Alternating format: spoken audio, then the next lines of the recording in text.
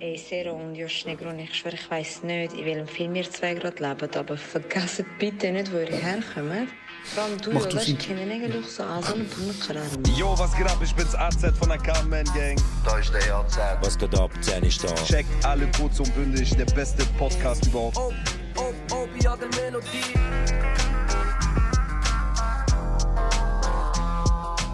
Okay, convoco meine Seelenverwandte. Kurdistan? Du und die scheiß Podcast hier. Beide. Schön und gut, aber ich verstehe den Hack immer noch nicht.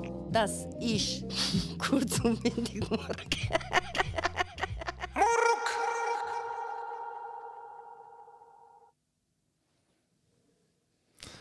Welcome. Das ist das Intro zu der Folge 48. Ich mache das nicht, weil Jonas das vorher gerade gesagt hat oder so.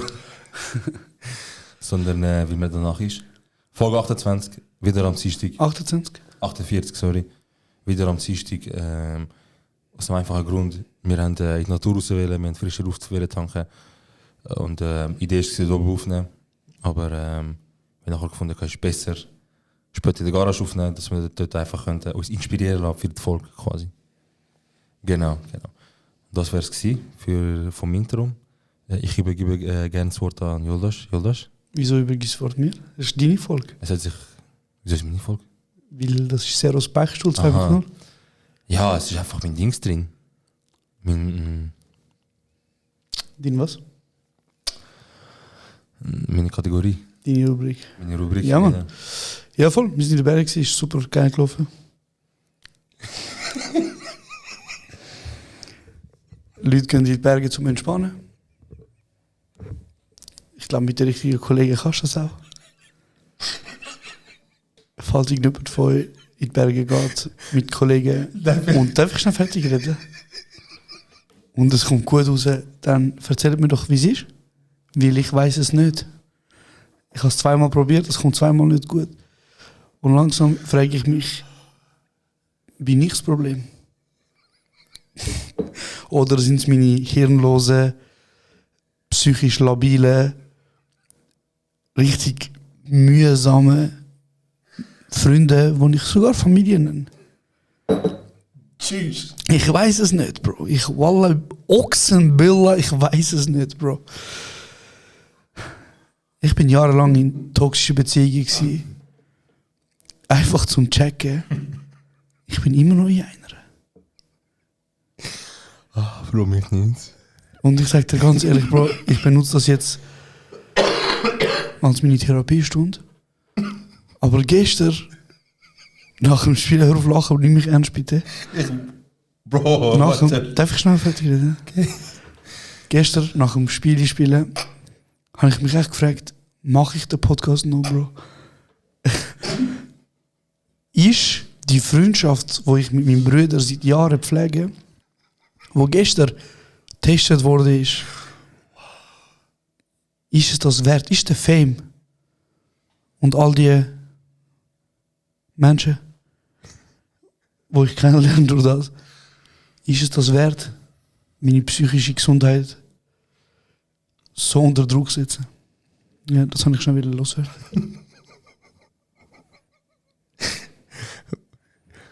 Also, ich würde etwas sagen, Ja. und ich weiß, ich sage das jetzt, und jetzt ist es glaubhaft, und nachher kann es als Alibi gebraucht werden. Deswegen, Bro, ich habe gewusst, wenn ich da komme jetzt heute eine Folge aufnehmen, ich habe gewusst, wir reden über das. Ich bin völlig ready dafür. Ja. Egal wie das Gespräch abläuft und egal wie es rauskommt, nichtsdestotrotz, ich liebe dich. Ja. Und es war so eine geile Zeit, lustige Zeit, ich habe kaputt gelacht. Und ich würde jederzeit gerne nochmal mit dir gehen. Und ja, Bro, und sonst, wenn du der Meinung bist, es ist doch nicht so, dort oben ist ein Risiko, Bro. Sehe ich gerade. Und da wir jetzt beim Stichwort Risiko sind, das war der Auslöser gewesen. Das ist der Auslöser gewesen, wieso Krisen geschoben worden sind. Und der Sandra wie das Scheidungskind dort in der Mitte vom Tisch. Hey Bro, ich muss ehrlich sagen, du lachst. Und es ist lustig vielleicht für ein paar. Also ich find, Aber ich bin schon froh, dass ich nicht Auto gefahren bin, Bro. beim Heimkommen, wie die Leitplanken haben mich gerufen, Bruder. Ich sag dir ganz ehrlich, es ist nicht nur, dass ich hässlich bin, sondern ich bin verraten worden, Bruder. Aufs tiefste Niveau, und ich sag dir ganz ehrlich, es hätte können jeder sein, weißt du. Aber wenn es sein eigener Bruder ist, Bro, ich weiß nicht. Ich hoffe, wir kommen aus dem stärker raus. Aber vielleicht muss die eine oder andere Person an dem Tisch, und ich muss jetzt auch nicht sagen, weißt, wer ich meine, es müssen auch keine Namen gedroppt werden, aber sich einfach mal in den Spiegel schauen und sich fragen, bin ich ein dummes Arschloch amix? Sorry. Aber ja, wenn du das möchtest, können wir gerne über das reden, was passiert ist. ich kann kein Problem damit, Bro. Okay, ja, dann erzähl doch mal, was deine Sicht ist. Ich sehe das Ganze nicht so eingegangen wie du. Okay.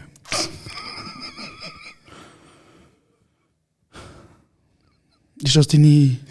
Nein, Bruder, sorry. Ich habe das Niveau nicht schon so tief, aber jetzt schon. Weißt du? Ich möchte gerne darüber reden, ja, weil offensichtlich bist du anderer Meinung wie ich. Und eigentlich ja, würde ich das gerne zum Anlass brauchen, zum auch Community fragen, wer sie der Meinung sind, haben recht. Hey, schau. Wenn du dabei bist, natürlich. Aber wir können das ganze Sandwich, kann ich das Ganze mal starten, so, wie das angefangen hat. Ja.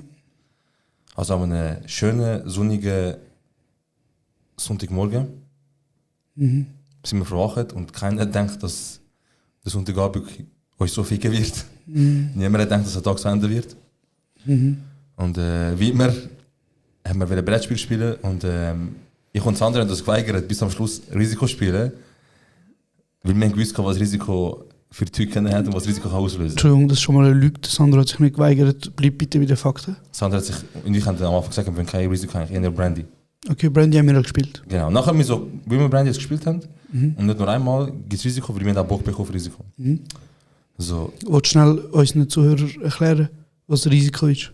Risiko ist ein Strategie-Schachspiel, wo du, es gibt verschiedene Versionen, es gibt Versionen von der also von unserer Erde, es gibt Versionen von, ich weiß nicht, man, Walking Dead und Game of Thrones und alles. Das ist ein Strategie-Brettspiel, wo du Armee tust, ich sage jetzt, wie sagt man dem, befehligen und du eroberst Länder. Genau, du eben, es ist so eine Karte halt, je nachdem, was auf der Erde und so weiter. Und auf der Erde kannst du glaube ich bis zu 6 oder 8 Spieler spielen. Und ja, dann fängst du an Gebiete erobern und fängst an Leute versuchen besiegen und irgendwann mal, das Ende vom Spiel ist, wenn, je nachdem was für Version du hast, aber das Ende vom Spiel ist der, der am meisten Ländereien hat halt. Ja. Der gewinnt. Genau, der das größte Land hat, gewinnt so. Ja. Das heißt, es gibt immer einen Gewinner und der andere nimmt es. Und du kannst in dem Ganzen, das ist eben das Geile, kannst auch Politik einbeziehen, das heißt, du kannst mit den Leuten anfangen verhandeln, kannst sagen, Waffenstillstand, kannst sagen, da gibst du nicht, da kannst auch größere Sachen machen, kannst einen fetten Pakt machen, kannst alles mögliche. Und dann sind wir am Spielen gewesen und also, was verstehe ich dich richtig? Man kann einen Pakt abschließen, zum Beispiel, wenn man zu dritt spielt, kann man einen Pakt machen. Kann ich schnell mich ausreden? Ich frage nur eine Zwischenfrage, ich tue nicht, weißt du, damit die Leute verstehen. Aha, okay, dann bist du kaffig. Das kommt noch. Okay. Aber man kann einen Pakt abschließen, so zum Beispiel 2 Parteien tun sich zusammen abmachen, wir greifen uns nicht an. Genau, ja. Und normalerweise, korrigiere mich, ob das richtig oder falsch ist, normalerweise sagt man zum Beispiel, ein Pakt ist normalerweise zwischen 2 Grenzen. Zwischen 2 Mächten, einfach so. Also bis jetzt, immer wenn wir gespielt haben, mit allen Freunden, haben wir immer einen Pakt gemacht, was heisst, du greifst mich nirgendwo an. Ist das richtig? Oder haben wir gesagt, du greifst mich an dieser Front nicht an und ich greife dich an dieser Front nicht an? Es hat alles Mögliche schon gepackt. Okay, in dem Fall, ja. Und ja, dann in der 3. Runde ist der Sandro dran gewesen. Und er war dort schon sehr, sehr mächtig unterwegs gewesen. Josh war der Schwächste in der Runde gewesen. Ich bin der 2. und der Sandro ist mit grossem Abstand zwischen uns mächtig gewesen. Da muss ich dich schnell korrigieren. Du und der Sandro haben in der 2. Runde, 3. Runde etwa gleich viel. Okay, dann fangen wir gleich viel an. Ja, und ich bin weit unten gewesen. Ja. Und dann haben wir entschlossen, einen Pakt abschließen. Ich bin so weit, ja. Die 2 Weltmächte zusammen. Ja, lass mich schnell ausreden, ich bin gerade so weit. Gegen Ukraine. Ja, genau. Du bist Ukraine, ja. Und Dann habe ich gesehen, dass Sandro mit dem Josh am Verhandeln ist. Sie sind sich da am Verhandeln wegen 2 Ländereien. Ursprünglich zuerst wegen einer, nachher haben sie wegen 2 diskutiert. Und so ist es halt rausgekommen, ist das halt ganz ein bisschen hitzig geendet. Der eine hat eine Sache aufgenommen als Provokation, der andere hat bewusst provoziert. Und dann sind da 2 Sturköpfe dazugekommen, wir machen keinen Pocket genannt, wir ficken dich jetzt einfach. Also der eine sagt fick dich, der andere sagt fick dich. Und dann hat das andere, also habe ich einen Pakt machen, und ich gerade anfangen zu reden. Und dann habe ich gesagt, hey Josh, so, du kannst dann anfangen einen Pakt machen, wenn du dran bist. Ich sage, gut, fair.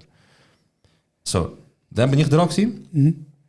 Habe meine Mensgüte gezählt, und vielleicht darf in dieser Runde als Soldaten platzieren. Und dann bin ich gerade zum Sandro. So, Also bevor du gespielt hast? Genau, bevor ich meinen Zug gemacht habe, bin ich zum Sandro. Einfach wieder den Deal besiegeln. Ja. So, dann habe ich das Sandro angeschaut und ich mir vorstellen, so, stell dir einfach vor, so, die Map ist einfach keine. So ein grosser Balken und es ist so 3 Teile. 1 Drittel, der 2 Drittel und der 3 Drittel. So. Und dann haben wir angefangen zu reden und dann haben wir ziemlich schnell gesagt, der erste Drittel, also wir erobern den ersten und den zweiten Drittel. Reden wir von Norden, Mitte und Süden. Genau. Also, wir haben dann ziemlich schnell gesagt, schau, tun wir zusammen den Süden und die Mitte erobern. Der Süden gehört an Sandro, die Mitte gehört mir und oben möge der Bessere gewinnen. Genau. So. Das haben die unter euch abgemacht. Genau. Wo bin ich gewesen? Neben dem Zuhören. Nein, aber ich meine auf der Karte, wo bin ich gewesen? In der Mitte. In der Mitte im Norden. Genau, ja. Oder? Also in der Mitte von der Mitte. Das heisst, Genau. dort, wo ihr quasi gesagt habt, Genau, Ausgangslage war so gewesen, im Süden war vor allem der Sandro unterwegs gewesen, im Norden sind wir alle mehr oder weniger gleich vertreten gewesen, und in der Mitte bin ich vertreten gewesen und zu 80%? genau, so links und rechts und der Josh war so in der Mitte gewesen, so. Also er war im Sandwich gewesen, von mir von links und rechts, von Süden vom Josh und von Süden vom Sandro? Im Süden vom Sandro und oben ist links gewesen, so. Also seine Ausgangslage ist generell überhaupt so beschissen gewesen in diesem Spiel. In der dritten Runde. Genau. Und Entschuldigung, aber im Norden ist es so, dass ihr etwa beide je 15 bis 20 Einheiten habt. Genau, ja. Und ich habe 4 Einheiten gehabt. Genau, ja. Also das stimmt auch nicht, dass wir ganz... Okay, auf jeden Fall, es sind alle verteidigt gewesen, aber der eine mehr, der andere weniger. Und ja, dann haben wir einen Pakt gemacht und dann haben wir... Was war denn euer Pakt gewesen? Genau, dass wir halt Süden und Mitte erobern. Ja. Aufteilen auf Süden in, Mitte mir und Norden kämpfen wir. Genau, und ich bin zwar auch noch da, aber ich bin wie nicht relevant. Du bist Kanonfutter in dem Moment gewesen, ja. Ja. Dich hat es einfach genommen. Also es hätte ja auch das andere, es hätte auch mich nennen. Gut, und dann sind wir in der Ausgangslage gewesen, dass der Sandro wieder so eine Weltmacht ist, Ja. hat können 30 Mannsgöckeli... Nicht 19, 18 ist doch Max gewesen, 18 oder Nein, nein, er hat 18 Länder gehabt, aber er hat können 30 Mannsgöckeli legen. Okay. Du hast etwa pro Runde können 10 legen. Nein, ich kann bei mir ist abgegangen, ich kann 6, 7, 9. Okay, ich kann auf jeden Fall 4 können Ja, legen. genau. So. Ja, genau. Also, Und dann ist deine Entscheidung gewesen, als Zweitbeste, ja. ist einfach gewesen, es ist zwar erst die 3. Runde und der Jolas ist mit seinen 10 Leuten, oder sagen wir 20, im Sandwich zwischen links und rechts von mir, im Norden und Süden von Sandro, Ja. und er hat noch 4 Mannsgöckeli im Norden. Ja.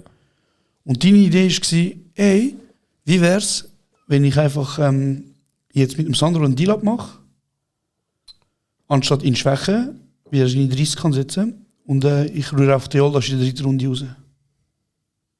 Ich hatte Jodas nicht wieder die Runde ausrühren. Jodas hat die Runde nach dem hat er weisse Fahne geschenkt und gesagt, er geht auf. Genau. Aber also, ihr habt mich ja angegriffen. Genau. Meine einzige Also, Mannsgegner, die ich habe. Versteh mich nicht falsch. Aber Bro, es hat so jemand genommen. So oder so. Also, in der Regel bin ja ich immer der gewesen, der im Risiko gottlos kassiert hat von jedem. Aber ist nicht so, Und- dass wir, und ich kann dass trotzdem- wir nie irgendwie zu dritt auf dich sind, obwohl du schon schlecht bist? Ist das jemals vorgekommen, dass wir in den ersten 5 Runden Ja. zu dritt oder zu zweit auf dich los sind? Ey, Sag Wallah. Es hat schon gegeben, Bro. Es Sag hat Wallah. alles Mögliche gegeben, Bro. Sag ich schwör. Bro, wir haben es so ist viel heiliger Kurs. Monat, sag ich schwör. Bro, ich muss nicht auf Gottes für TikTok, Bro. Tamam, ist gut. Also du schwörst nicht. Nein, ich schwöre nicht, weil ich weiß es nicht, ich kann nicht 100% bestätigen. Ich schwöre, wenn ich nicht 100% sicher bin. Aber auf jeden Fall, ich habe auch schon gottlos kassiert, aber es geht nicht um das. Es geht darum, es ist ein Spiel, wo 3 Leute mitgemacht haben und es ist klar, dass nur jemand gewinnt. Und du hast mir auch vorgeworfen, dass ich sehr viele schon Pack gemacht habe und ich eigentlich... In der 3. Runde, ja. Genau. Also nach 10 Minuten. Genau, ich habe dann einen Pack gemacht, nachdem du eigentlich Ich habe angesucht, nachdem du angefangen hast. Also du hast eigentlich ursprünglich angefangen mit dem Verhandeln und dann habe ich gemacht. So, dann zum Zweiten. Nein, ich würde da gerne etwas sagen, weil du sagst, mein Pakt, den ich gemacht habe, war... Eben, deswegen... Warte schnell, Moment. Ich weiß, ich habe gewusst, was du sagst, deswegen kommt das Folgeargument. Bevor du das Folgeargument bringst. Unser Pakt war, es sind 5 einzelne Länder und ich war in einem von denen und er war in 4 von denen. Ja. Ich wollte dort raus und dass er mich dafür dort unten in Ruhe lässt. Ja. Dein Pakt war, ich nehme den ganzen Kontinent, du nimmst den ganzen Kontinent und wir sind chillig, wir ficken einfach den, der nur 5 Länder hat. Der, der dumm ist. Und nachher gehen wir in den Norden und schauen weiter. Genau. Das sind die 2 Deals. Also wir reden von, Also wir reden von, hey Bro, wie wär's, wenn du mir ein Gipfel schenkst, zu, ey, mach mal eine Bäckerei und ficken den kleine in der Mitte. Genau. So, also zu der Sache, Bro, ich habe das Angebot gemacht. Das Angebot hat das andere sich angelassen und er hat das angenommen. Also so ein dummes Angebot kann es ja nicht gewesen, weil er es ja angenommen hat. Nein, natürlich, aber er ist ja auch eine Weltmacht. Genau. Und wenn der zweitstärkste, der Einzige, der ihm kann irgendetwas als Wasser reichen, sagt, ey, ficken wir zusammen den Dritten. Ja. Bro, so läuft es, tut mir leid. Ja, so nein, läuft's. das ist ja. Und das Gleiche ist auch bei Monopoly, Bro. Monopoly, weißt du... Ja, das musst du jetzt nicht aufgreifen, das Thema. Nein, über das haben wir schon 100-mal geredet. Nein, und du musst es jetzt nicht auch nicht wiederbringen, weil Monopoly ist ganz anders. Nein, ich sage, das mit Monopoly, ich sage nicht wegen ich sage das wegen Monopoly. Wir haben schon oft Monopoly gespielt und Leute haben gesagt, Josh, du gehst immer verhandeln mit dem, der am wenigsten das Game checkt und du Deals rausholen, die eigentlich nur ihn ficken. Und wir haben immer dazwischen reden, wir sagen, du hast dich ficken so krass von ihm und zu dir, er wird dann nachher viel stechen, also er schon jetzt schon Welt macht. Und dann haben wir auch nicht gesagt, look, okay, unter dem Strich, du hast ja die angeboten und keiner hat gesagt, wie, es sind ja niemand gezwungen. Das stört mich nicht, dass ihr euch zusammengetan habt und mich gefickt habt. Was mich stört, ist, dass ihr das in die ersten 3 Runden macht und mir nicht mal Chance geben, um mich aufzubauen. Ja. Das ist einfach ehrenlos. Nein, Bro, das ist einfach Spiel. Okay, ist gut. Was soll ich machen, Bro? Ja, kein Arschloch sein.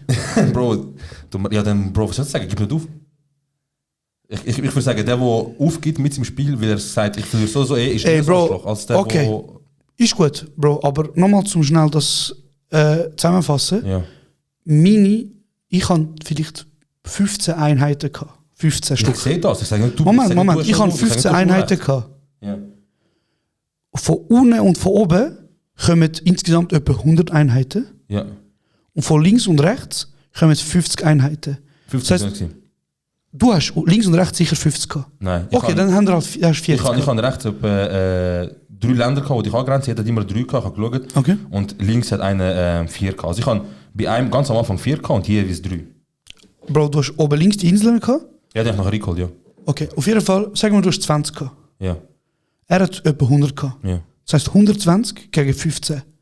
Und die machen mir nicht mal einen Weg frei, um zu sagen, Bro, verpiss dich zum Beispiel weg, damit du nicht stirbst. Nein, ihr geht effektiv noch 3. Dass ich stirb, 100%. Okay, wenn wir dir sagen, dass ich wir machen dir einen Weg frei und du kannst irgendwo chillen, dann würdest du ja sagen, ja gut, jetzt haben dir schon die... Nachher kommt irgendwann mal... Nein, dann hätte ich eine Chance gehabt, um mich aufzubauen. Wieso ich aufgehört habe, ist... Nein, weil du sagst ja, wenn wir weggehen und die Länder mir Robert, haben wir die fette Bonis. Welche Boni hast denn du? Bro, der Boni gibt mir 1 oder 2 mehr. Dann kann ich immer in den Norden und mich dort aufbauen. Aber das ist nicht das Thema. Das Thema ist, dass ich mir keinen Weg mache, um dich wegzugehen, sondern ich sage, in der 3. Runde mir ficken den. Bro, hätte ich nicht aufgegeben, hätte ich maximal 2 Runden überlebt. Also hätte ich einfach sollen... Ja, aber warte, hätte ich einfach sollen dort hängen und warten, bis ich mich 2. ficken. Bro, das Spiel ist auch fertig. Bro, es gibt keine Möglichkeit mehr. Was soll ich mit 15 Einheiten gegen 204? Aber ganz ehrlich jetzt. Ja, aber Bro, ich hätte fertig gespielt, so oder so. Okay, Bro, dann bist du dann einfach ein besserer Mensch als ich. Ja, also ich hätte fertig gespielt, Bro. Und ich sage dir ganz ehrlich, auch ohne Pakt wärst du am Arsch gewesen, weil du bist auf dem ganzen Weg Richtung Norden bist im Weg gestanden. Bro. Und der Sandro ist unten mit einem fetten her und ich von der Seite. So, würden wir wählen, in den Norden gehen, zum gescheit in den Norden reingehen, müssen wir durch die Mitte. Und du bist das stimmt nicht.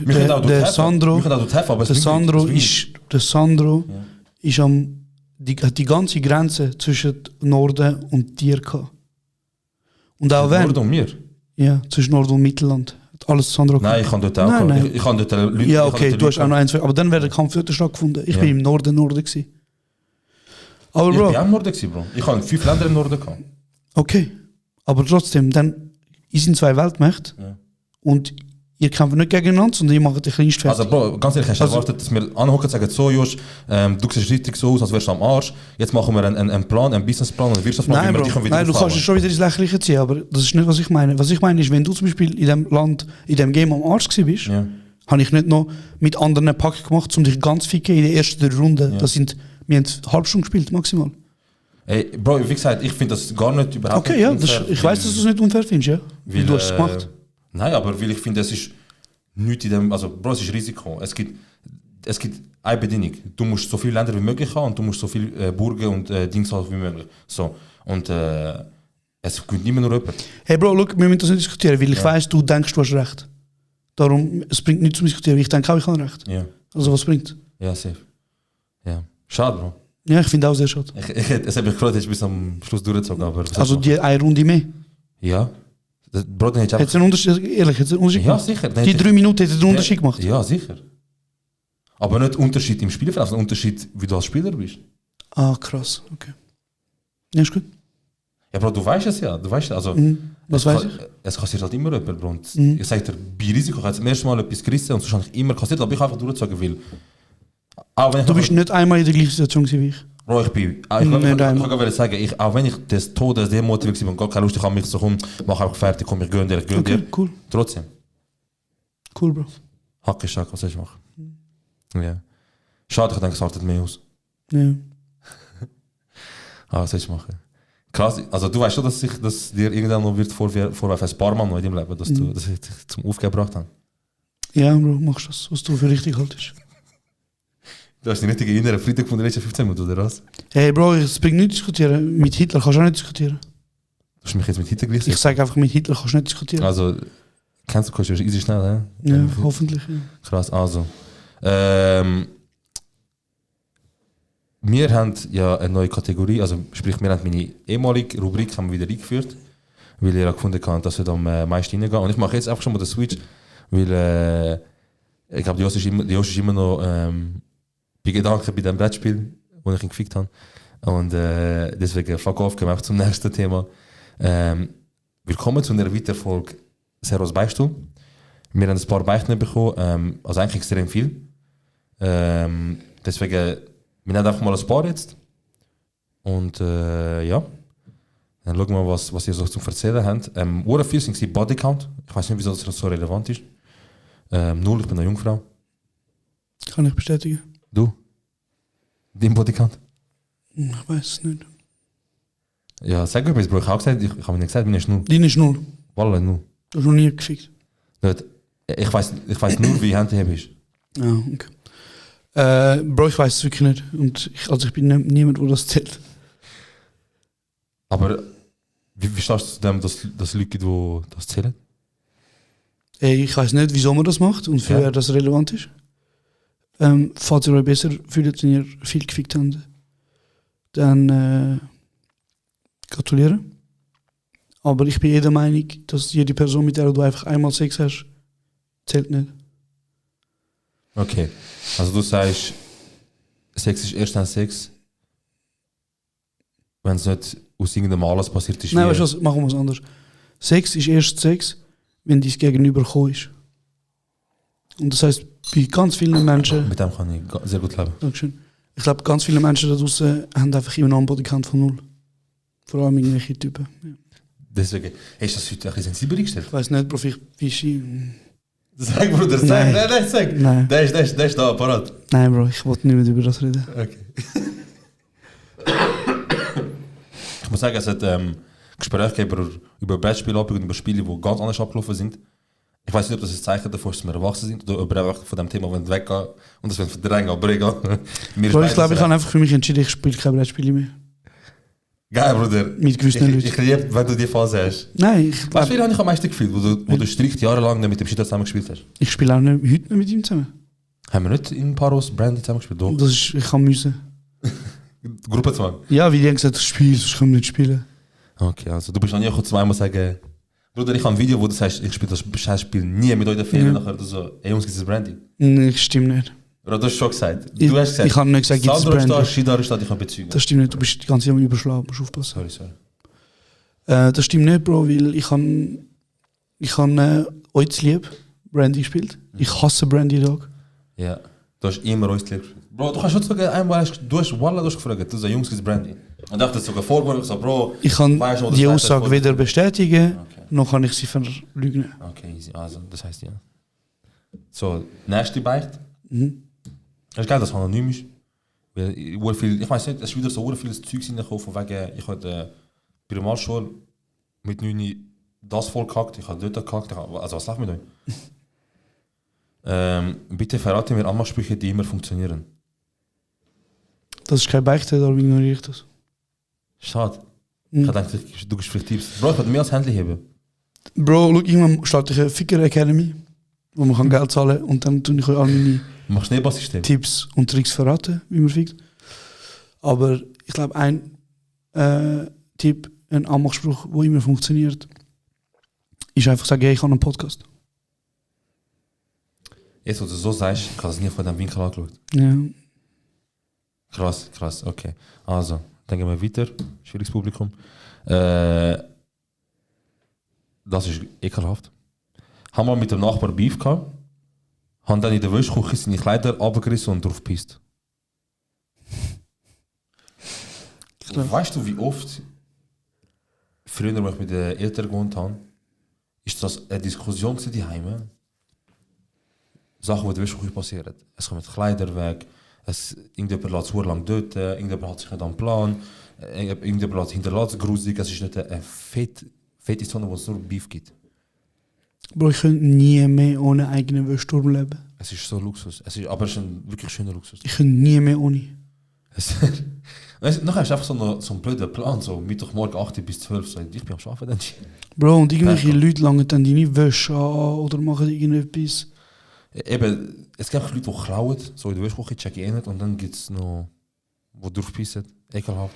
Hey, wilder Typ, Bro. Einfach die abholen. Aber Ja. ich finde, im Fall ohne Scheiß, etwas vom Schlimmsten, was du machen kannst, ist so die Wäsche von anderen Leuten anlangen, Bro. Ich finde das so grusig. Ich finde es auch ekelhaft. Also wenn ich wüsste, irgendjemand hat meine Wäsche angelangt, ich müsste die gerade nochmal waschen. Ja, okay. Also auch frisch nach der Wäsche? Ja, ja. Wenn ich wüsste, irgendjemand hat sie zum Beispiel aus dem Ding rausgenommen, Templer. irgendetwas, gerade nochmal waschen. Du weißt nicht, wo die Leute ihre Hände an tun, Bro. Ja, wirklich. Aber drauf pissen, das ist ein wilder Dude, sagt er ganz ehrlich. Ja, Mann. So, also. Es ist momentan entspannt. Da haben wir keine Beichte. Die Leute haben das Gefühl, also gut, ja, ein Rat. Ich überlege mir ein Tattoo zu stechen, komme aber aus einer streng arabischen Familie. Stich einfach. Und verstehst du irgendwo, nein, was soll ich das sagen? Das machen jetzt viele. Ich kenne viele, die zu Tattoos haben an Stellen, wo ihre Eltern nie gesehen haben. Ich kann gerade sagen, so das Einzige, was ich so mitbekomme, Leute machen Tattoos an Stellen, wo halt Eltern nicht sind. Und dann irgendwann mal mit den Jahren, so nach 3-4 Jahren gesehen, dann sagen sie so, ja, beide, wie kann das Tattoo? Dann ist es so wie Hemmschwelle weg. Weißt du jetzt mal, wie das jetzt Tattoo ist? Ja, Mann. Und das hat sie gesehen? Das erste, was sie gesagt hat, ist, du schaust, dass du entzündet wird. So Queen. typisch Mutter. Die, Queen. ja, man, Hey, ich weiß nicht, also wie du mit deinem Glauben umgehst oder so, das ist deine Sache. Oder Kultur, ich verstehe. Oder Kultur. Ja. Aber schlussendlich, wenn es dich happy macht, Bro, mach es einfach. Ich meine, wahrscheinlich sind deine Eltern auch nicht so Fan davon, dass du... Egal, ja. Hey, mach einfach, also, Mach, was dich glücklich macht. mach, was dich glücklich macht, aber mach's nicht, wenn du minderjährig bist und sag nicht, wir haben es dir empfohlen. Mhm. Das ist kein Tipp. Mhm. Genau. Wie der andere, der Tattoo gemacht hat, von, es ist nicht einfach mit Ich war einfach geschockt. absoluter King. Also, ich kann nicht reagieren, sag dir ehrlich. Ja, absoluter King. Ja, ganz Was ist klar. denn nicht los, Alter? Also ganz klar absoluter King, ja, definitiv. Viel gut erwartet gekommen. Es wäre cool zu wissen, so, was er sich dabei gedacht hat. Ey, wahrscheinlich fühlt er den Spruch einfach. Er hat sich ja wahrscheinlich Ja. einfach über mein Nummer Und mich würde es auch wundern, wie so, wenn und wie ist die Idee entstanden? So. Ist einfach so nicht entstanden oder hat gefunden, oh mein Gott, wegen dem, ich muss jetzt machen. Egal, wenn das los ist, wenn die Folge los ist, ich habe es noch nicht vergessen, bitte mach uns eine Sprachmemo, nicht länger als 1 Minute bitte. Mhm. Und versuche erklären, wieso und wo das entstanden ist, die Idee. Und wo es dann auch gestochen ist, wäre auch noch geil zu wissen. So. Stell dir vor, so in 3 Folgen ist fertig, kurzbündig. Und nachher? Stell dir vor, mir ein fetter Beef. Ja. Dann müssen wir einfach kurz und bündig werden. Ja, Mann. Wann hast du das erste Tattoo gemacht? 16. Was ist für eins? Ist das von deiner Mami? Nein, die Mami ist das zweite. Okay. Was heißt das? Spiel kein Brettspiel. Nein, Lojong. Das ist meine Phase, wo ich so näher mit dem Buddhismus war. Weißt du? Ja. Bruder, weißt du deine Koschzeit? Ja, ruf, Bro. Egal, weiter. Bro, Religion ist ein anderes Thema. Genau. Das heisst, Lojong bedeutet Geistestraining. Das ist so eine tibetische Disziplins- und Kulturding. Das ist ein bisschen ähnlich wie Karma. So. Okay. Chillig. Und bist du also stolz, also bist du froh? Erste Tour. Hey, Was Bro. gibt Leute, die so bereuen, weißt du? Ja, ich habe ein paar Tattoos, die nicht so cool sind. Aber es gehört dazu, Bro. Ich will, glaube ich, nie eins überstechen. Bro, ich weiss, bei dir sind Tattoo-Besuche immer so wie bei mir Coiffeur-Besuch. So. Ja. Der Stecher ist so fertig, er schaut so an. Und ich finde schon so, boah, super geil und so. Ich bin einfach so, ich fick dem so nicht. Nein, Bro. Aber ich glaube, 90% von meinen Tattoos sind so passiert, dass ich angelaufen bin und gesagt habe, mach einfach etwas. Oder Fix. so, zeig mal dein Ding. Das Buch, das du so findest. Die wollte ich machen und dann habe ich eins ausgewählt. Das ist immer so gelaufen. Okay, nice. So, dann, ich weiß nicht, wann die Asozialen kommen, ich glaube aber, ich sehe jetzt eins, wo ein bisschen viel Text hat. Und ich denke, das könnte sicher asozial sein. Mhm. Also, ich lese auch zum ersten Mal, deswegen let's go. Ich, männlich 22, habe vor etwa 5 Jahren eine Freundin gehabt und bin dann bei ihr daheim gewesen. Habe dann für sie gekocht und sie wollte ein Dessert holen. Da ist sie einfach 2 Stunden weg gewesen. Okay. Schau mal. Bruder, wie hast du 2 Stunden gewartet? So, dann habe dann erfahren, dass sie mit anderen Typen draussen ist. Dann habe ich ihr am Abend nochmal gekocht und ihr einfach ins Essen gewichst. Wow, Bro. Rahmspinat hat es gegeben. Oh mein Gott. Ey Bro, was für ehrloser Mensch muss sie? So, wenn du mit deinem Freund schiebst, sagen, ich komme gerade, ich kann Dessert holen. Und wahrscheinlich hat sie noch dabei gelacht wegen Dessert. Sie so, ich komme schon Dessert. Warte, du findest das ehrenlos und nicht, dass er das Essen wichst. Das ist auch ein Peach. Aber Bro, warte, das ist ekelhaft, Bro. Aber wie kannst du deinem Freund sagen, ich kann Dessert holen? Mich jetzt wundern, was hat er 2 Stunden gemacht? Bro, hat er nicht versucht, anrufen zu schreiben und wie hat sie in 2 Stunden an der Leine gehalten quasi? Wieso, ich komme gerade. Wortwörtlich. Bro, okay. Also, was heisst, wo ist sie gewesen, in diesen 3 Stunden? Ey, er schreibt da, dass sie mit anderen Typen draussen ist. Mhm. Okay, also wir wissen nicht, okay, warte, vielleicht habe ich zu weit ausgeholt. Wir wissen nicht, was sie gemacht hat. Ja. Aber es ist, also Bruder, wenn sie sagt, ich kann Dessert holen und sie nicht sagt, dass sie mit anderen Typen rausgeht, dann hat sie etwas zum Verheimlichen. Jetzt kommt der toxische Kanake führen. Nicht? Nicht, Bro. Also darf sie kein Leben haben. Ochsen sind das Nein, erfahren, Spaß. Bruder. Ochsen sind das erfahren. Hey Bro, Aber ey, look, wenn ganz ehrlich, es ist nicht cool, dass sie einfach weg ist, 2 Stunden, so, Ja. das ist klar. Aber vielleicht ist das Essen wichsen. Und ich frage mich nachher, hat der Bruder auch gegessen? meinst du? Nein.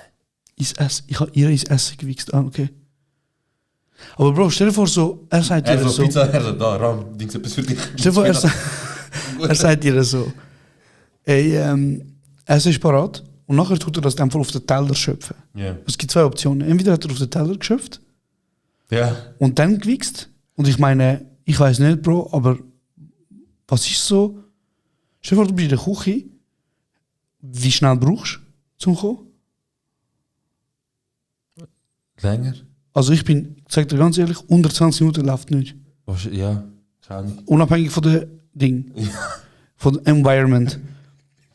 Aber das heisst, der Typ tut es auf den Teller, dann hörst du aus der Küche 20 Minuten lang. So der. Und nachher bringt er Essen und nachher ist er schon kalt. Und was macht sie nachher 20 Minuten? Hängt sie dort einfach am Tisch und wartet? Das ist eine Option. Die andere Option ist, er hat das Essen gekriegt, bevor sie heimgekommen ist. Das heisst, in den Topf. Oder? Ey Bro, ich glaube, wir gehen zu deep rein, Mann. Das ist auch ekelhaft, Alter. Bro, aber ich frage mich, hat er es auch gegessen oder nicht? Hey, ich sage, nein, er hat nicht gegessen. Das ist dumm. Aber Hey Bro, ich glaube allgemein wiederum eben in Spinat in der Wichse ist dumm. Aber Also Bro, siehst du, was Vor allem, mein warte, Punkt? was hat er sich gedacht? Also, haben die schon mal miteinander bumst? So? Ist wahrscheinlich sein Sperma schon mal irgendwo rein. Ja, vielleicht hat er es so gemischt. Aber ich meine, sie hat das doch schon mal, sicher schon mal im Mund gehabt. Vielleicht hat sich der Lachs-Spinat Gericht. Ja, nein, nicht, dass es schmeckt, aber ich meine, was ist das für ein komischer Revenge? Ja, geil, wieso genau Rahm, Alter? Wieso hast du noch Zimtschneck oder so machen? Eben, auf jeden Fall. Du siehst meinen Punkt, oder? Also, wenn es nichts zum Verheimlichen gibt. Dann wie sie es essen. Nein, aber wieso sagt sie nicht, ich gestern oder 2 Stunden?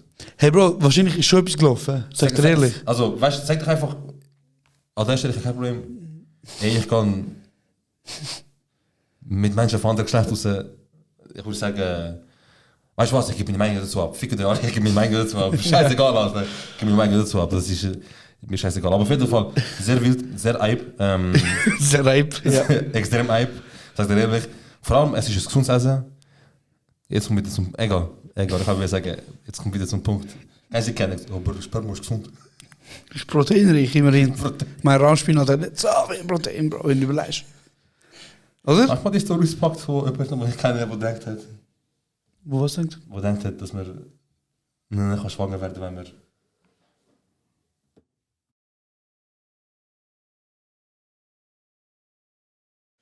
Okay. Hast du die mal ausgepackt? Ich glaube nicht. Aber ja, du hast mich jetzt gerade gestimmt, um mir etwas zu sagen. Ich habe jetzt mal so gehört. Ja, sag. Story. Wilde Story. 16 oder 17 bin ich gewesen. Mein Cousin hat eine Freundin gehabt damals, und er mit Mühe und Not und mit Kämpfen davon überzeugt hat, zum Zusammenkommen. So. Es ist Neuros, kurdisches Neujahr, Ende März. Uns die ganze Siebschaft geht ein Event feiern. Irgendwann haben wir uns Tickets gekauft. Mein Cousin. Fuck. Was? Du hast vorher schon mein Cousin gesagt. Okay, scheißegal. Mein Cousin ist schon. Du hast vorher schon gesagt, mein Gut, Cousin. ich habe so viel scheißegal. Ich habe so viel. Ich schwöre, es wäre nur 30 gewesen. Mein Cousin kommt und er so, hey Sero, komm schnell bitte raus. Ich so, was? Ich muss reden. Also ich gehe raus, Bro. Und ich sehe ihn schon, er ist so bleich, Bro. Und so richtig so verloren. Und ich so, ja, ist klar. Er so, nein, Bro, es ist überhaupt nicht in Ordnung und gar nicht ist klar. Ich so, was ist los? Ey, was ist passiert? Hey, Bro, ich habe verkackt. Ich kann nur sagen, ich habe verkackt. Ich so, was? Was hast du, Mann? Ich habe direkt geschissen, ich bin am Arsch. Bro, komm auf den Punkt. Bro, ich glaube, meine Freundin ist schwanger.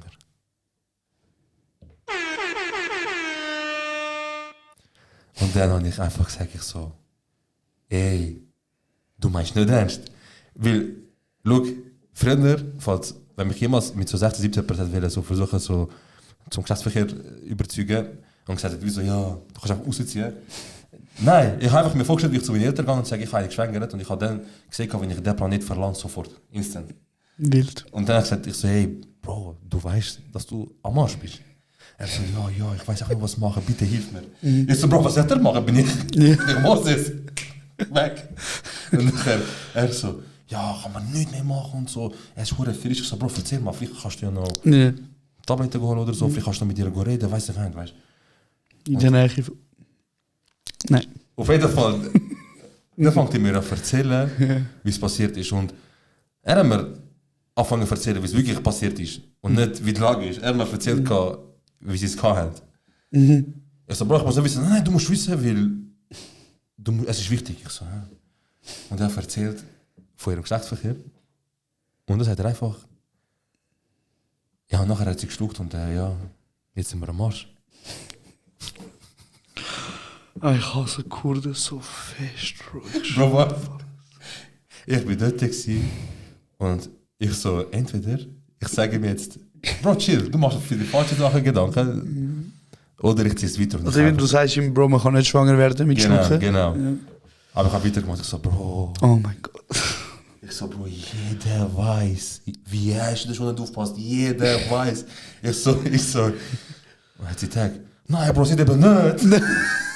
Ich so, ich sehe, Bro. Er so, nein, Bro, nein, ich kann nicht Vater werden. Ich kann nicht Vater werden. Bro, und er ist dort gewesen. Und du weißt, wo die kurdischen Veranstaltungen sind? Er ist so dumm, ich hab's genau gewusst. Ich hab genau gewusst, er ist so dumm, es kann nur er sein.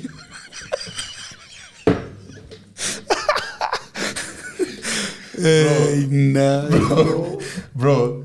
Und du weißt, wo die kurdischen Veranstaltungen sind. Irgendwo im Industriegebiet, wo irgendwelche Italos und Schippers ihre Autogaragen haben, wo schwarze Sachen machen. Wir laufen da dumm, Bro, und er so, Bro, es kann nicht sein. Tschüss, der neue CD, das kann gehen, Bruder. Ey, nein. Bro, irgendwann mal ist er wirklich extremes durchgeht, so, nach ein paar Minuten, nachdem er den März gesehen hat. Er hat gemerkt, was ich den März nie kaufen kann. Oder Riese, und Bro, er ist dann nicht so hochgeht, wirklich so erst Tränen. Ich so, jetzt muss ich chillen. Ich so, hey, Bro, was? Ich so, Bro, beruhig deine scheiß Seele. Es ist alles in Ordnung. Sie wird nicht schwanger. Man wird so nicht schwanger. Man wird auf andere Art und Weise schwanger. Also, ich weiß, dass man so will, aber ich dachte so, wow. Ich so. Aber Bro, ist die Frau mit der... Ist auch nicht gerade die hellste Kerze, oder? Ja, genau. Und also, er hat sogar nicht... Ich habe nachher erfahren, mein Cousin war leicht manipulierbar damals. Und er hat gar nicht gedacht, dass das passieren könnte. Erst nachdem sie angefangen hat zu sagen, du hast mich geschwängert mit der Aktion. Und er so, nein, nicht. Sie so, mal, jeder weiß und so. Und auf jeden Fall habe ich ihn dann beruhigt, ich so, Bro, chill und so weiter. Und dann, da sind wir so, da bin ich 17 und er 18. Und, oder irgendwie ich 15 oder 16. Auf jeden Fall hat er kann einfach billig, er kann Alkohol kaufen, genau, billig Alkohol, so wie 16. Er so, Bruder, gibt's einen Twister jetzt? Ich so, nein, Bro, gar kein Bock, Alter. Gar kein Bock. So dumm. Bro, ich gehe rein, Bro, und er sucht sich kaputt, so mit 16, Bro, auf Bier. Weißt du was, er irgendwie geht so größten Teil vom Herzen. Was hättest du gemacht, Bro, wie mit 16 ist? 16, Bro, ich hätte das Land verleuchtet. Ich sehe super rational alles Mögliche, Bro. Was heißt, du hättest das Land verloren? Bro, ich wäre von da weg, ich wäre irgendwo hingegangen, wo meine Familie mich nicht mehr finden Bro. Und die Person, die du geschwängert hast? Sie kommt mit. Besser. Sie kommt mit. Keine Option. Bro, nein, es hätte ganz ehrlich so, ich habe zum guten Glück, habe ich so viel Respekt vor mir gehabt, dass ich denke, dass du immer mit Gummibums hast. Dass ich gesagt habe, nie in meinem Leben würde ich in eine Situation kommen, wo nicht meine Eltern sagen, ich habe mit einer etwas gehabt und sie ist schwanger. So, ich hätte erst noch anfangen, was meine Mutter mir sagen wird, und ich hätte erst noch anfangen, was mein Vater mir sagen wird. Wie alt ist dein Vater? Bro, wie alt ist er? Wo er Vater wurde? Bro, so alt wie ich ist. Mit 27, 28, 29? 28. Und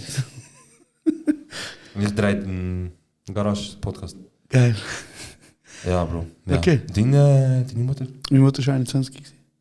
Wild. Bro, Umstände sind früher. Bro, mein einer Cousin ist auf die Welt gekommen, der Onkel 18 war. Bro, das sind Umstände. Das ist der OG, Oldschool Dorflife, von dem, wo ihr eure Klischees bedient. Die Zeit haben wir erlebt. Bin der, done that, Bruder. Meine Mutter hat 40 Geschwister, Bro. Das weißt du. Wilder Fact, ich sag das sehr gern. Ja. Ich sag das sehr gern. Das ist ein ganz wilder Fact. Yildiz, seine Tante, ist jünger als er. Ja, Mann. Meine Großmutter. Alhamdulillah. Bruder, die haben Produktion. Die Produktionsfirma. Der Service ist immer gepflegt. Hey, nein, Bro. Wild. Ich habe einfach eine Tante, die jünger ist als ich, Bro. Und wo mittlerweile auch Mutter ist. Wo auch noch Mutter ist, Bro. Ich schwöre auf alles. Verheiratet, Mann, Haus. Mein Gott, Alter. Bro, leben Sie da einem vorbei. Ich habe letztens mit dem Cousin geredet. Bro, leben Sie da einem vorbei.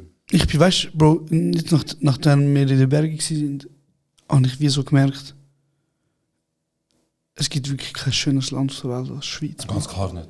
Ich schwöre. Ganz klar nicht. Ich habe das Gespräch nicht so oft gehabt. Ab und zu haben wir so geredet. Nein, eigentlich ist es easy oft vorgekommen. Seit einmal ist da in den Raum so gestellt, hey, habt ihr eure Eltern mal gefragt, wo sie hingeflüchtet werden, wenn sie in die Schweiz waren. Und seitdem ist es eigentlich im Raum. Ja. Aber seitdem, Alter. Wo wärst du auch nicht? Nirgendwo, Schweiz. Ja? Ja, direkt. Also mein Vater hat auch gesagt, also, er hat gar nicht an andere Länder gedacht. Also. Krass. Ja, aber also ich sage dir ganz ehrlich, es gibt sicher Millionen Menschen in der Schweiz, die mich nicht als Schweizer sehen, mir scheißegal, was ich sage, aber das ist mein Land, das ist meine Heimat. Ich liebe es, ich liebe Städte, ich liebe Natur, alles Mögliche. Stimmt oder stimmt nicht? Und es gibt, in meinen Augen gibt es kein geiles Land auf dieser Welt, wo existiert. Ja, wo existiert, können wir rüber. Das auch nur, weil Kulis kein Land ist, wenn wir ein Land wären, Schweiz wäre nichts. Nichts. Kennst du, Bro? Mir kommt die erste Mensch, ich wusste gar nicht. Hey, nein, ich wäre ja in Österreich Also ich bin in Österreich geboren Ja, fix. und ich wäre auch in Österreich geblieben. Du hast, glaube ich, das Ding, du bist Ich und Mozart du bist ein beide. Dachkind, nicht? Ja, stimmt. Und du ein Kellerkind. Sorry, das ist nicht lustig. Sollen wir aufstellen? Nein, das ist Okay. nicht lustig. Okay. Okay. Du hast dir erzählt, Bruder, ich kann das nicht sagen. Okay. Also gehen wir mit weiter. Also, du bist geboren in Deutschland. Ein Teil von Nein, ich bin in geboren Österreich. in Österreich. Ein Teil von deiner Kindheit hast du in Deutschland verbracht. Yes. Und dann bist du aber in die Schweiz gekommen. Ja. Genau. Weißt du, wo ich an bin als erstes? In der Schweiz? Ja. Fraufeld, nicht? Chur. Chor. Chor oben Abend. Nachher ist der Ali gekommen, der Rapper. Ja. Und er sagt, es gibt nur einen, Kurt. Es gibt nur einen Chor im Chor. und der bin ich. Und ich so, ja, easy, Bro, ciao. Und du sagst, ist gut, Mann. Ja, nicht will. Also weiter, Bro. Weiter. Nächste Beichte. Gut, haben wir so ein bisschen abgeschweift. Nice. Hey, kennst du... Piano. Danke. Also wieder Sex. Ja, wieder Sex. Ja, was sonst, Bro? einfach dritte Ja. Mal Sex an. Also, lies vor. Oder vierte. Bin nie gekommen beim Sex in letzter Beziehung. Bro, es tut mir leid, dass ich das jetzt bildig da, wenn ich anfange zu lesen, wie ein Amateur tun, aber... Also, ich bin nie gekommen beim Sex in letzter Beziehung. Genau. Beziehung. Dann haben wir mal darüber geredet, nach der Beziehung, und er hat wirklich gedacht, bin immer gekommen. Habe nicht vorgespielt. Okay. Habe ihm dann gesagt, dass ich nie gekommen bin und habe jetzt, glaube ich, irgendwie ein Traum ausgelöst. Er wird jetzt unbedingt nochmal Sex haben. Wow, okay, also verstehe ich richtig.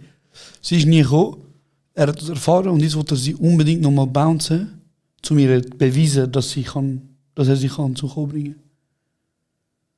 Dem Verstehe ich Bruder, richtig? sein Ego ist am Arsch. Also erstmal, der Bruder wollte ich einfach nochmal ficken. Einfach, dass es schnell klar ist. So, das ist ein Er will nochmal Vorwand. Liebe machen mit dir. Nein, genau. Er will nicht Liebe machen mit dir, er will einfach kommen, nochmal. Genau. So. Und er wird das auch durch und zum können sagen, er kann auch dich zum Kommen bringen. Und jetzt eine Aussage, wo ich als Mensch tätige, aber halt auch als Sex. Nein, Genau, als Figur. Wenn du beim Sex nicht kommst, als Frau, dann ist nur jemand schuld. du. Du selber. Jetzt Achtung, toxische Aussage. Wieso?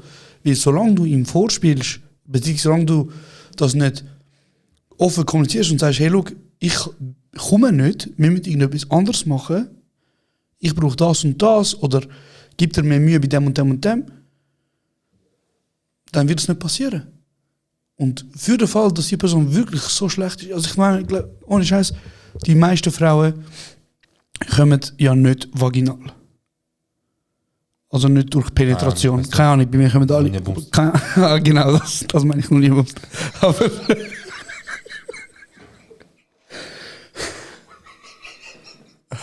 Das gibt einen guten Tipp, jetzt kann ich auch was sagen. ja, ich schwöre. Also, 48 Minuten. Die meisten Frauen kommen nicht vaginal, sondern halt durch, Achtung, Sex Education, durch zum Beispiel Bearbeitung des Kitzlers, ja, oder durch verbale Aussagen und Hände an gewissen Körperregionen. So Das ist sehr anständig. wird ein bisschen cringe, sag ich ehrlich. Ja, Bro, ich glaube, wir haben schon Kinders angeboten und ich finde es Okay, cringe. gut. Ich glaube, was viele Leute müssen checken, so der Duracell ficke Hass, weißt du, was ich meine? Der bringt nichts, Bro. Lande. So, lass dir von jemandem sagen, wo keine sportliche Meisterleistungen bringt, Bruder. Darum, lande sie. Geh ein bisschen auf die... geh ein bisschen auf die... Eine Frau oder ein Mensch, der Mensch gegenüber hat viele Ebenen. Weißt du, du musst nicht nur einfach 3 Jassen 10 Sekunden und sagen, Baby, bist du auch gekommen. So, und wenn das Ding gegenüber nicht schafft, dann ist es deine Aufgabe als Person, die bekommt, zum Beispiel du oder Frau. Sorry, es tut mir leid, Bro. Ich bin ein bisschen salty heute den ganzen Tag schon. Alles easy, alles easy. Es tut mir leid. Alles easy. Du musst dafür einstehen, Bro. Du musst wirklich dafür einstehen. Du musst, auch wenn es Ego verletzt von deinem Gegenüber, du musst sagen, ey, es läuft so nicht. Du musst mir so und so und so helfen. Und sonst, du und sonst, Bruder, bist einfach ein Mensch, Bro. Und wenn du das auch nicht kannst, dann keine Ahnung. Ich weiß nicht, ich weiß einfach nur, dass Reden key ist, so generell im Leben. Ob das auch auf Sexualleben kannst abbeziehen, ich weiß nicht. Vielleicht mache ich eins die Erfahrung. Hoffentlich. Dirty Talk ist wichtig, Bruder, ich sag dir ehrlich. Ich weiß nicht, keine Ahnung. Keine Ahnung, ich habe noch nicht gefickt. Ich hoffe, die Erfahrung kann ich machen irgendwann mit der richtigen. Bis dann, nein, bis dann einfach gar nicht. Bis dann einfach nichts. Und vielleicht muss man auch noch sagen, so ist jetzt ein bisschen mit meiner allerersten Aussage, aber Sex ist auch kein Wettrennen, Bro. Es geht nicht darum, dass man unbedingt kommt. So, sondern erstmal, in erster Linie geht es darum, einfach mal reinjassen.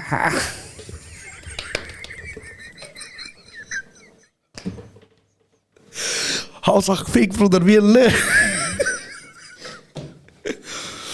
Steht mein Mann 20 Sekunden lang. Ich schwöre, Bro. Nein, darum, man redet einfach miteinander.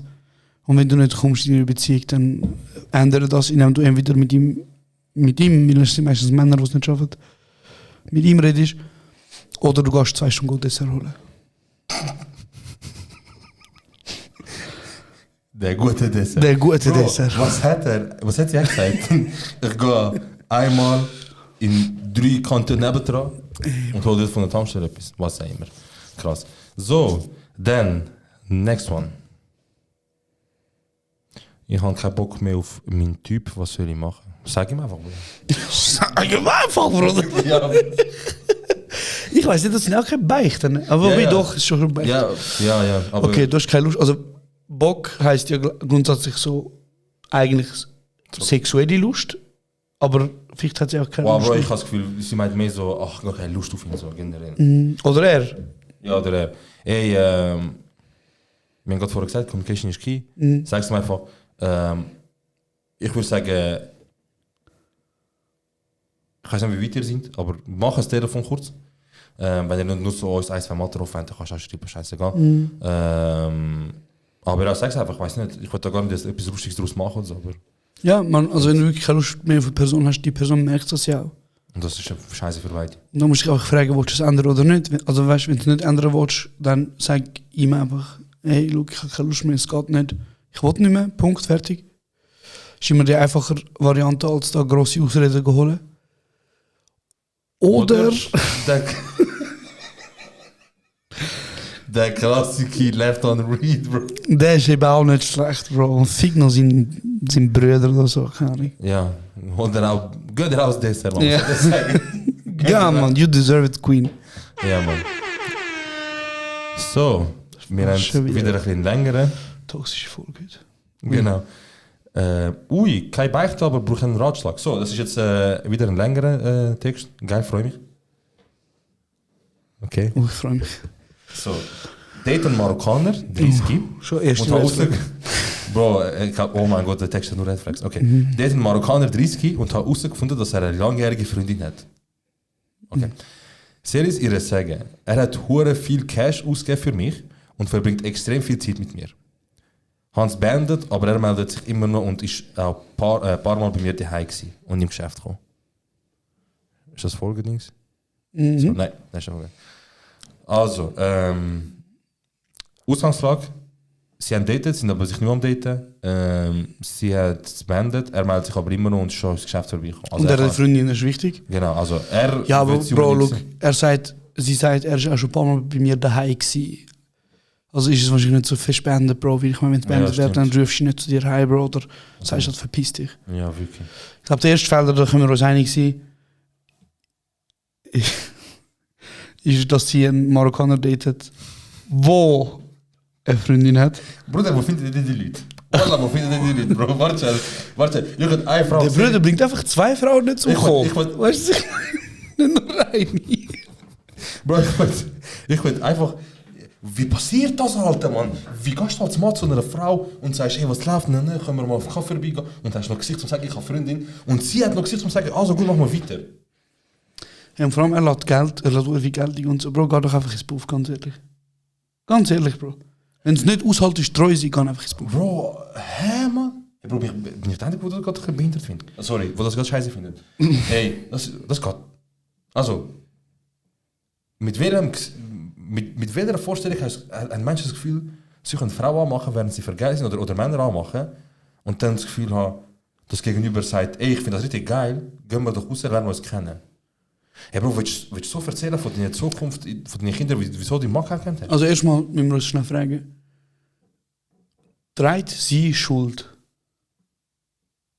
Ab dem, wo die Info geflossen ist Ja. und sie wusste, dass es so ist und sie weitergemacht hat, dann ja. Okay, aber sie sagt ja, sie hat es halb weitergemacht. Jetzt die grundlegende Frage ist, soll ich es ihr sagen oder nicht? Genau. Zurück zu dieser Frage. Frage halt einmal, bin ich jetzt am Schicksal entscheiden? Hey Bro, ich sag dir ganz ehrlich, Bro, ich will es einfach unterbinden. Erstens. Und zweitens, einfach sie lassen, Bro. Weil es kommt so oft vor, dass die Frau dann zur Frau von ihm geht, ihm erzählt, und dann kommt der Typ und manipuliert sie und sagt, nein, die Schlampe, die hat gelogen, die hat dies und das. Und dann kommst du wieder selber drunter, Bro. Das ist einfach ein Environment, wo du nicht drin sein willst. Du musst nicht mit dem 30-jährigen Typ hängen, der eine Freundin hat. Du musst ihn nicht zu dir heimnehmen. Du musst ihn nicht im Geschäft dulden. Und ich würde mich auch nicht viel mehr drin investieren, jetzt so mit Freundinnen und so. Einfach nicht mein Tür, Bro. Ganz ehrlich. Ich würde sagen, schau, ich habe Scheiße gebaut. Ich habe nicht gewusst, dass du eine Freundin hast. Du bist ein Hurensohn. Aber ja, gleich. Weg. Einfach weg, Bro. Sag dir ganz ehrlich. Also wenn sie den Cut gemacht hat, ab dem, wo sie erfahren hat, er ist vergeben und sie hat gesagt, hey, look, das geht für mich nicht, Cut, ganz bei dir. Aber es ist nicht etwas so, als hätte sie eben weitergemacht. Ja, aber auch wenn, er ist doch der Wichser, Bro. Genau, eben, es ist nicht, als hätte sie weitergemacht.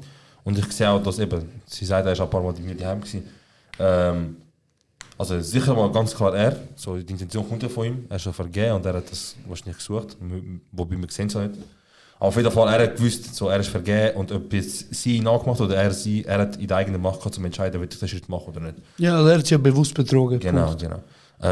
Deswegen... Und ich sage dir auch ganz ehrlich, ich finde im Fall also uncool, dass sie weitermacht mit ihm, obwohl er eine Freundin hat. Ja. Aber es ist nicht jedes Bier, Bro. Ja. Also meine Meinung, Joschen hast du gehört, meine Meinung ist so oder so, alles geht cutten, unterbinden so. Und das mit dem, soll ich es ihm sagen oder nicht, hey, das ist eine zu grosse Frage für mich, sag dir ganz ehrlich. Ich kann einfach da keine Meinung sagen, sag dir ehrlich, weil Bro, du kennst mich, ich will nicht zu fest Meinung in so Sachen.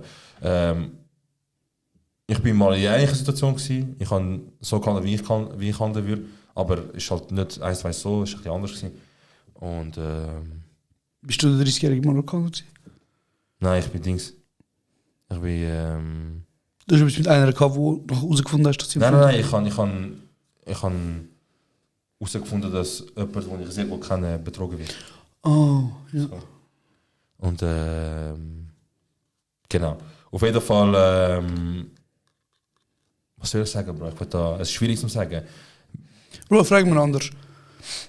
Wenn du in der Situation bist, dass deine Freundin mit jemand anderem bounced, würdest du es von dieser Person hören oder nicht? Das bin jetzt ich. Das ist meine Ja, Meinung. das bist jetzt du. Ja. Ja. Okay, jetzt stell dir vor, du hast mit jemandem etwas, aber du hast eine Freundin. Würdest du wählen, dass die Person deiner Freundin sagt? Bro, wenn ich der bin, der mit einer etwas hat, obwohl ich eine Freundin habe, dann bin ich so ein ehrloses Stück Scheiße, wo kein Gesicht hat, Bro, wo gar kein Anrecht hat, um überhaupt einen Rahmen stellen für irgendetwas. Ausser sie ist halt wirklich geil. Bro, weißt du, dass noch easy oft passiert, dass nachher mit der, die eine Affäre hat, zusammenkommen?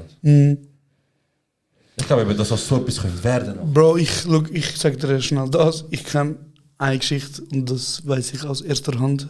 Da hat jemand mit seiner Schwägerin eine Affäre gehabt. Nachher ist seine Frau gestorben und jetzt ist er verheiratet mit seiner Schwägerin. Und die ganze Familie findet so, hey Bro, immerhin ist es immer noch same family. Hey Bro, es gibt alles Mögliche, was es nicht gibt. Ja, nun, Ja. weiter. Bei dir noch. So, der nächste lange Text, wieder geht um Bumsen, let's go. Ich bin mal im Flüger Richtung Italien. Dann hat es eine gehabt, mit der ich die ganze Zeit Augenkontakt hatte. Auf jeden Fall haben wir beide irgendwie gleichzeitig aufs WC müssen. Dann hat sie mich gepackt ins WC. Hat sich ausgezogen und dann haben wir ungelogen 20 Minuten auf dem WC gebumst. Nachdem hat sie mich nicht einmal angeschaut. Hey Bro, wieso lügst du so krass? Ich kann gerade sagen, wieso lügst du, du kleine Pisser? Wieso lügst du so krass? Erstmal. Erzähl mir einfach, ich dachte wissen, sag mir, wir beide wissen, das ist ein Porno, Bruder. Sag mir, wer das war. Schick einfach den Link, tamam, ne, ist gut. Aber wieso musst du ein Porno schauen und dann sagen, hey, ich schreibe jetzt, dass es so war bei mir? Bro, erstmal, wer Kontakt als KNT schreibt, Du bist ein kleiner Bub, Bro. Ja. Hör auf Lügen. Und dann zweites, Bro. Die WCs in Flüger sind so klein und so unchillig. Ich kann mit Mühe in dem 4, was haben wir, das sind 6 Ecken, 7 Ecken existieren. Und du hast mir gesagt, du hast 20 Minuten lang... Zu zweit! Boom! Ich was... Unabhängig vom Ort. Du wolltest sagen, du hast 20 Minuten bumst. Erste Lüge. Goofy! Bro, also... Sehr geil. Und dann, Bruder, auf dem Flüger auf Italien. Aber Bruder, auf Italien ist mittlerweile 1 Stunde. Das heißt, ist nicht in der Luft, sind sie so... Nachher wieder direkt gelandet. So ein Lügner. Schaut, haben wir nicht den Lüge. Ich schwöre, der aber so viel Wörter hast du gebraucht, nur zum sagen, ich bin ein Lügner. Sehr geil. Kleine Pisser, Alter. Man, schreib euch nicht mehr, Alter. Entertainment. Ja. Schreib, wenn du auf dem internationalen Flug mal Gangbang hast. Im kleinen Raum. Also nachher sind die Leute kommen mit Champagner. Ja, so weiter. Dann schließen also. So ein Lügner. Ich, weiblich 24, beichte, dass ich heimlich verliebt bin. Lies weiter! Bro, er kriegt Presse, du bist gut. Also... Scheiße, ich bin aber... Ich bin im eigenen Trap drin, Alter. Lass mich lesen, ich lese es nicht vor. Ochsenbilla, ich lese es nicht vor, ich habe es nur gesehen. Okay, aber lies es nicht vor. Ich schwöre nicht, voilà. Okay. Ich weiß nicht, was das heißt. Jetzt check ich's. Aber sag nur noch, bitte sag noch ab. Okay. Von dem bin ich Fan. Wenn Warte schon. Fair. Nur eine. Warte, ich muss überlegen. Sollte ich noch... Die Hurensohn. Nein, egal. Okay. Also, das ist jetzt ein Favorit von mir. Leute, die Beichten machen, die schon mit Parteis anfangen. Yep. Eigentlich bis jetzt sind es wack, deswegen hoffe ich, dass es gut ist jetzt. So, Parteis.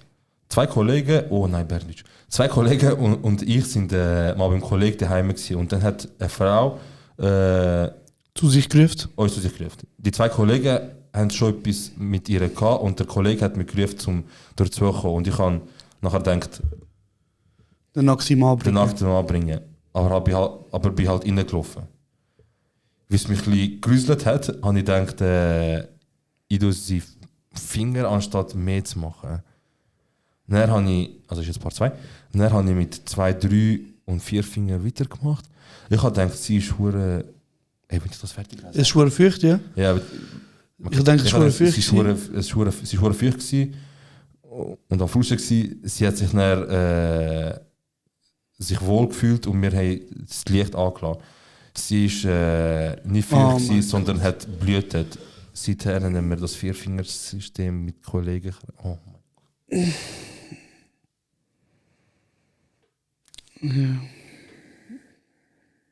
Mann, Bro, das hat ganz ehrlich, das ist auch noch etwas, wo sehr, sehr nach jungen Leuten, Bro. Ich sag dir hier und jetzt ehrlich, Bro. Ich kann das nicht. Ich weiß nicht mal, was sagen, Bro. Also. Vor allem, wieso hat das noch einen Namen? So, weißt du, was ist? Ja. Warte.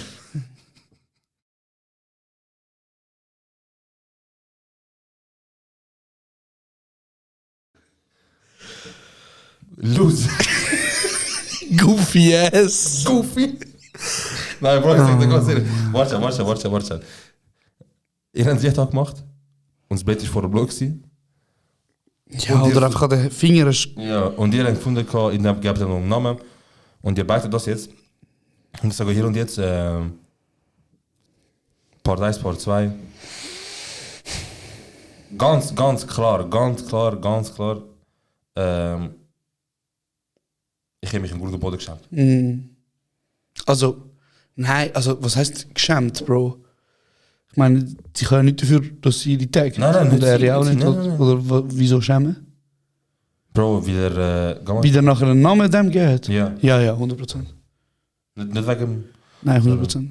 Bro, wie lässt sich etwas, wo ein Name verdient? Sagt er, ich glaube, wo kannst du sagen, Jungs, ist er noch? So, ich habe ihr 4 Finger gegeben, dann hat sie plötzlich sich gemeint, ich Fuß. Ja. Easy, Bro, komm mal weiter. Ich weiß nicht, ich habe gedacht, ich habe es so. Ui. Lies vor. Ich lese vor. Ich habe nicht gesehen. Nein, ist ganz geil. Es fängt geil an. Ich beichte, dass ich so im Podcast geschehen habe. Oh mein Gott, was ist mit dem Gesicht passiert, wo du das gesehen hast? Oder so. Ich so, geil. Also, sorry. Weißt du, wo das Wort Chiene kommt? Ist das von... Tachi. Ich habe das mega lange nicht gecheckt. Ich kann nicht, krass. Chiene wegen Tachi. Ja. Okay. Also so, jetzt kommt sie. Die Beichte. Ich beichte, dass ich zu einem Podcast geschehen habe. Hast bei anderen Podcasts schon... Probiert wahrscheinlich. Was? Aha, habe bei anderen Podcasts gehört, dass Zuhörer zusammen geschehen haben bei Podcasts. Also habe ich der Erste sein, der zu kurz und bündig geschehen. Sie hat es nicht so genial gefunden. Aber das ist nicht richtig. Ganz ehrlich, Bro. Soll sie lieber einen ficken, der Podcast los oder so? Oder Comedy-Männer. Oder Comedy-Männer, Bro. Aber du hast Geschmack, du bist ein gestandener Mann, du bist ein Löwe. Nächstes Mal, wo der Wichser reist zu Podcast. Wichser reist, wenn der Josh anfängt, das soll ich erzählen. Hey, nein, Aber Bro. ganz ehrlich, Wild. Ich sage ganz ehrlich, du bist ein gestandener Mann, du bist ein Löwe, du hast Geschmack, du hast richtig, das ist alles, was ein Mann braucht. Und schön sind wir 2 Teile von dem. Genau, ungewollt. Aber wenn du es nicht genial gefunden hast, du verdienst jemanden, der das genial findet. 100%. Wenn du unseren Podcast schön findest, du bist ein guter Mensch. Ganz klar. Chefskis. So. Und um das Ganze abzuschließen, gibt es jetzt noch den letzten, den ich auch nicht gesehen habe. Es gibt einfach Leute, die Tattoo von uns haben und Leute, die zu unserem Podcast bumst haben. Ja. Wie findest du die Information so? Hammer, Bro, ich lieb's. Hast du schon gecheckt, ne? Ich habe auch Tattoos und Bums zu meinem Podcast. Nein, Bro. Hast du? Nein, sicher nicht. Du so, und jetzt kommt die Story von... Achtung, jetzt erzähl ich etwas. Oh. Nein, also weiter. Also, so. Und jetzt gibt es die letzte Beichte für heute. Und dann würde ich auch sagen, machen wir gleich mal Feierabend. So, die Beichte fängt folgenderweise an. Bin mit einem Kollegen in Milano bin wir über das Wochenende dort in Ausgang... Hey Bro, könnt ihr einfach Deutsch schreiben? Oder ich kann einfach lesen, das kann sein. Bin mit einem Kollegen in Milano über das Wochenende und dort in Ausgang gewesen. Sind so am 2 und 3 Uhr morgen... Also haben am 2 Uhr morgen 2 Chais abgeschleppt. Und da wir nur ein kleines Airbnb hatten, habe ich draußen mit meiner Chai gewartet, bis ich rein kann. Mit ihr... bis ich raus kann mit ihr. Wir sind 2 Stunden später halb besoffen zurück in die Schweiz. Der Kollege hat Freundin, der Legacy. Ey Bro. Was für ein Spaß. Ey Bro, Nein, sorry. Also erstmal sorry, dass ich so kaputt lesen kann, es ist einfach kein Komma, Punkt, nichts. Das ist einfach darauf losgeschrieben mit 17 Schreibfehlern. Ey Bro, ich glaube Leute, Bro. Hashtag Legacy. Ey Bro, ich glaube Leute, wenn wir den Beichtstuhl machen, die Leute sagen wie so, ey fuck, ich habe betrogen, ich habe jetzt wenigstens das da raus anonym, dann kann ich so verarbeiten. Das ist ja eigentlich der Sinn und Zweck, weißt du? Aber er findet das geil. Also wahrscheinlich, verstehe ich richtig. Über das Wochenende auf Milano. Genau. Vor allem, Bro, ganz ehrlich, ist das schlau, dass du euch das sagst? Wie wir lesen das jetzt vor. Und wahrscheinlich ist er jetzt gerade in Milano gewesen, über Ostern. Und seine Freundin los das und denkt so, warte mal schnell. Mein Freund war in Milano gewesen. Jede, der einen Freund hat, der in Milano war über Ostern. Meld dich. Das ist für euch. Vielleicht. Check es ab. Also, sie sind in Ausgang gewesen. Und dann um 2 Uhr am Morgen haben sie 2 Chayas abgeschleppt. Genau. Und wie sie nur ein kleines Airbnb hatten, hat er draussen mit seiner Chaya müssen warten. Ich glaube, bis der Bruder. Bei den Brüdern, bis er wieder rein kann. Genau. Und dann sind wir 2 Stunden später halb besoffen zurück in die Schweiz. Komma, der Kollege hat Freundin. Also, erstens, er ist stolz darauf, dass er besoffen Auto gefahren ist. Und dann Hashtag Legacy. Ich verstand den Hashtag Legacy nicht. Legacy heisst ja so viel wie Vermächtnis. Also so quasi... Ja, ich sage dir ganz ehrlich so, Ich weiß nicht, was sagen, Bro. Ich weiß nicht, was sagen. Es macht mich fertig. So viel an der Beichte ist so verstörend. Es macht mich fertig. Also, ich gehe davon aus, dass du wieder 18 bist, sehr wahrscheinlich. Und der Struggle, ein Struggle können wir alle nachvollziehen. Wenn du im Ausland bist, Hotel hast, Airbnb hast, du teilst dein Hotelzimmer oder dein Airbnb, wo klein ist mit jemandem, dann ist es schwierig, dass dort beide können sich gehen lassen. Schön ausgedrückt. Ich verstehe den Hustle, aber Bruder, was ist los, dass die Leute ständig Leute betrügen, Mann? Hashtag Legacy. Hashtag Legacy. Ich verstehe es nicht. Hey, Okay, Bro. ich verstehe, okay, es ist beichtet, du hast recht, wegen dem ist es auch da, aber Ja. es ist einfach betrügen, die ganze Zeit. Weißt du nicht, man, das ist, glaube ich, nicht so eine gute Legacy, wo du dir, also ich bin nicht stolz auf das. Aber Bro, mit 18, 19, 20, Alter. Ja, wir Das sind ist auch so dumm. krass, Ja, Alter. wir sind auch dumm gewesen. Was hätte man noch gelebt? Vielleicht ist er 32, Bro, weißt du, was ich meine? Hashtag Legacy. Das ist einfach so ein richtiger, so ein 40-jähriger... Bro, ich meine, das sind einfach unsere Zuhörer, wir machen sie voll fertig. Ja, aber also, sie machen es anonym, verstehst du? Und sie packen Storys aus, wo sie wissen, wo auch jeder andere sie würde beleidigen wahrscheinlich. Ja. Was ist der Highlight von heute? Der ganz klare Highlight war... Ich sag der Flugzeug. Der Flugzeug. Der Lügner. Der kleine... Der mir gerade... Der kleine Wichser. So lügst so Wieso krass. lügst du So so? lügst so krass. Du verdammter Lügner, Alter. Bro, ich sag mal so Videos so Videos auf TikTok und auf Reddit und sonst immer, wo so Leute so reagieren auf Beichten und Stories. Und dann kannst du so Video beichten und die sagen, Bro, hast du gesehen, er hat einfach das gemacht im Flüger. Und ich sag einfach so, Bro, Wieso lügen die alle? die lügen so krass und die wird einfach das Median, wird einfach nur pushen für Content. Ihre Lügen, Alter, das ist so gelogen, Alter. Auf Italien geflogen, Bro. Bro, könntest du jemals im Flugzeug bumsen, jetzt ehrlich? Ob ich könnte, rein physisch, weiß nicht. Ob ich mental könnte. Hey Bro, ich glaube, ein Reiz ist um, um einfach zu sagen, Du bist im Mile High Club. genau, aber ob sich der Reiz lohnt, ich weiß nicht. Nein, Weil Bro. Ich stelle mir das richtig unchillig, Richtig unangenehm unchillig. vor. So, ich müsste vielleicht eine Statur haben, also ich müsste ein 1,50 grosser Gabirano sein, dann vielleicht. Dann bin ich eigentlich einfach Luft quasi Und dort. dann- ja. Fast nicht weg und dann wird es vielleicht aufgehen. Easy. Hey Bro, ich erstens mal, ich könnte physisch nicht, weil ich habe Struggle da drin nur schon schießen, Bro. Was ich auch nicht mache. Das ist auch ganz ein grusiger, ja. Erstens und zweitens, hey Bro, ich warte lieber die paar Stunden und fick nachher im Hotel. Ja, Das war ein guter Abschluss, gewesen, das oder? war ein ganz guter Abschluss. Ich habe Intro gemacht, machst du Outro?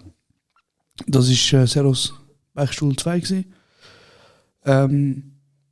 Ja, ich bin ein bisschen empfindlich drauf, Wie ihr gehört habt heute. wie ihr gehört habt. So die ganze 1 Stunde 15 Minuten etwa. Ja, es war vielleicht eine schwierige Folge, gewesen, weil wir haben wieder ein bisschen diskutiert und es war vielleicht ein bisschen unangenehm. Gewesen. Und das tut mir leid. Was tut dir leid, Serhat? Dass ich dich nicht ausgehst an dem Risiko. Nein, Spaß, Schon gut, danke vielmals. Bruder, Tschüss, warte. Mir tut es leid, jetzt seriös. Mir tut es leid, habe ich am Anfang nur gelacht, aber es war brutal lustig. Eigentlich tut es nicht leid, nein, es tut mir nicht leid, ich habe es lustig gefunden. Mir tut es eigentlich nicht leid, Bro, no regrets, du weißt, in this bitch. Und danke an dazu gelost. Ich wünsche euch einen schönen Start in die Woche für die meisten Fans erst Dienstag. Und ja, genießt es, macht es gut und bis bald. Kuss.